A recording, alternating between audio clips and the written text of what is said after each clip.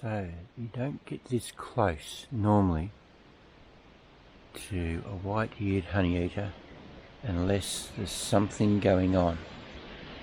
And this is what I've talked about over the years, listening to what birds are telling you, so eavesdropping on them, and also watching their body language and understanding that and listening to that as well.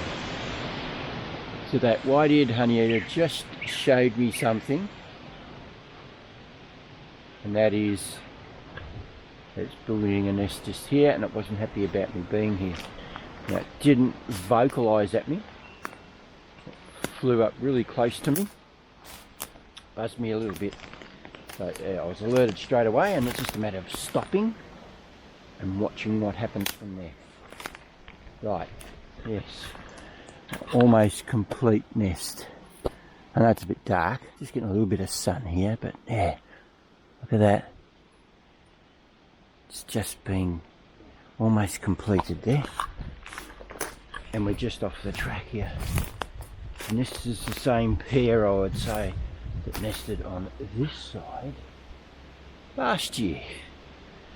And which makes it hard to try and film them, study them a little bit, because you're on the track and people go, oh, what are you doing?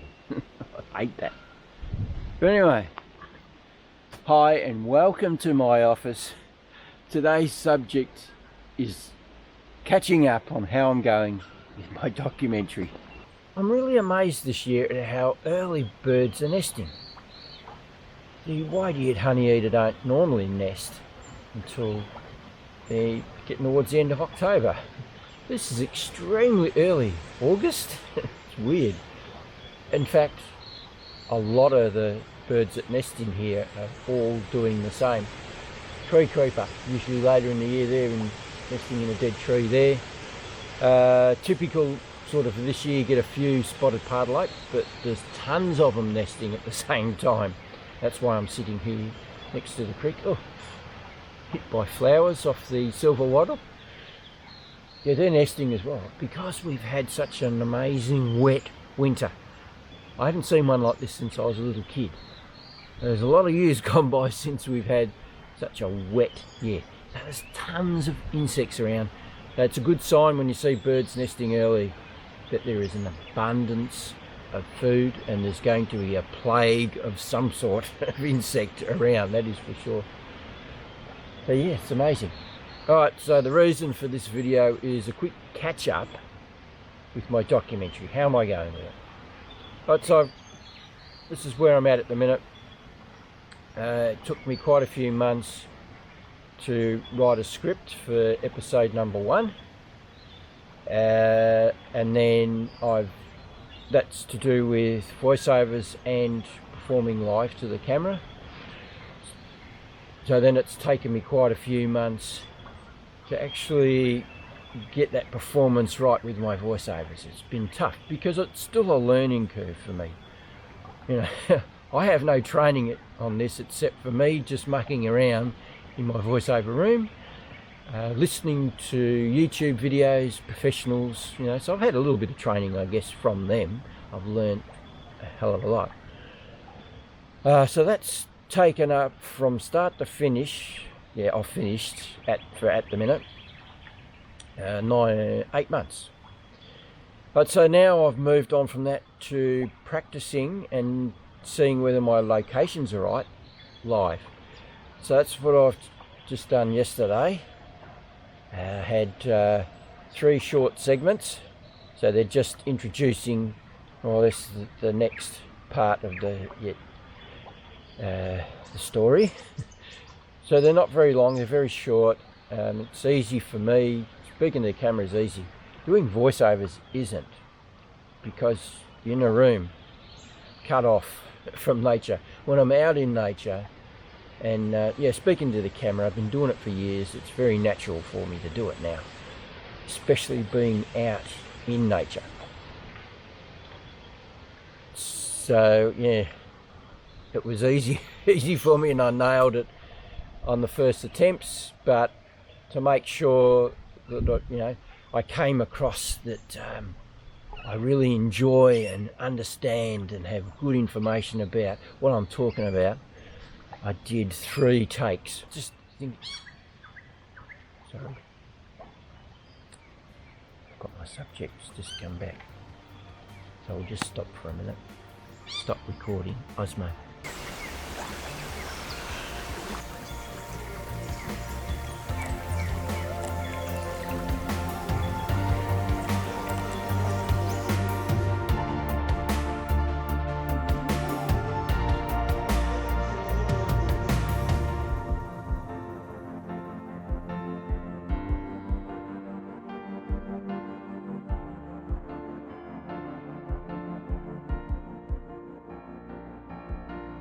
Oh, I think I got one nice image there, so that's a good start. So the sun's blasting into my face now, coming up nicely. So yeah, it's about testing the sites that I'm at, whether or not I like them, whether they're going to work in, or whether I need to move somewhere else to really have a better impact while I'm speaking to the camera. But from the 3 that I've done, they look really good. I'm happy with where they are, the actual location part. But right from the start, I knew that this time of year and during the winter, it wasn't worth my while actually trying to achieve that goal of getting all those done. Because you look behind me here if you can, that the bracken is horrible looking. It's all grey, it's fallen down. So there's new growth starting to come, and this is what I was thinking, somewhere around September would be a better time for me to start speaking to the camera. And I think that's what we're going to have to do. The thing was, I nailed those speeches so well, and I portrayed them the way I wanted to. I wanted to sound like I knew what I'm talking about. I love what I'm talking about, those sort of things. So it all come across really well. But yeah, I need a shave, for sure. My clothes were slightly dirty. The t-shirt I'm wearing isn't the right colour. That needs to be the same as this top, because this is the one I'm going to use. It's good for the mic to sit into, which actually yesterday was just perfect. Like today, it's beautiful sunny day like it was yesterday. But it was windy. I mean, it's windy now, and it wasn't yesterday. Here's the mail. Back. Yeah, so not having the dead cat on is really what I want. I don't want that big pom-pom thing to be showing right here on my chest. I want that microphone to be indiscreet and you can't see it. So a beautiful, calm day like yesterday would be awesome. So yeah, I love what I've done. Looking at them on the computer, on the timeline, mixed in with other stuff that I've done, I think they're pretty good. I'm really happy with them. Yeah, just lighting on the first ones needed to be a little bit better. So yeah, it's just a test to see what things were going to look like.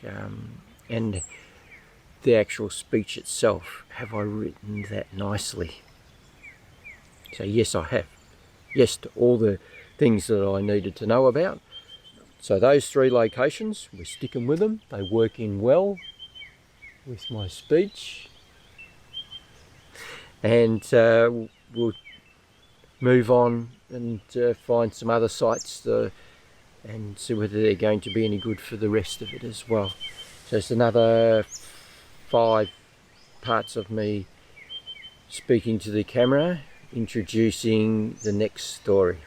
Now, I haven't been making YouTube videos because of the way I feel about them at the minute. I'm making this documentary, so that sort of puts things in my head that I need to be more professional, so that people will watch my YouTube videos more, because they're not watching them. There's only a handful of yous, which is awesome. You know, my average for the first week, it's 200 people, and then get little bits and pieces come along over the months. So I haven't been successful, and it doesn't give me confidence that my documentary is going to be any good. So I'd really like to, yeah, I sort of got it in my head that I need, if I'm doing YouTube videos, they have to be professional. So I've started 4 and scrapped them halfway through, because I'm thinking, you know, people aren't going to watch these. They're going to start to watch it and then tune off. They're not, because I don't come across professional enough. So yeah, not the right way of thinking, because YouTube is supposed to be, for me, is about being creative, having fun, learning about making wildlife documentaries, the editing and all that sort of stuff. So there you go, waffling. I need to be continuing to take photographs of these guys, get some really nice ones, especially of the females. Spotted pardal ape, haven't really got any really fantastic ones of them. So that's what we're going to do. We're going to shut up and say goodbye. If you'd like to subscribe to my channel and get more of this amazing stuff, click on my icon right here in the bottom right hand corner of the screen. Hit the little bell, you'll get notification whenever I do anything else. And I'm going dark on the screen now because I'm backlit, aren't I? Yeah, sun's gone off me. Yeah, and if you'd like to go and have a look at all the other mad and crazy things I've been doing in the past, click on my icon right here at the end of this video. It'll take you to my channel. I talk about photographing, filming in a forest environment, how I'm going with my documentary. There's tons of stuff. Talk about new cameras and anything else like that. Go on holidays, take you with me on my adventures. So go and have a browse. There'll be something there of interest to you, I'm sure. And just remember, if you don't do, you don't get. So get out there and start photographing and filming wildlife, and I'll catch you on the next one. Where are you? There you are. Just need you to come down here, please.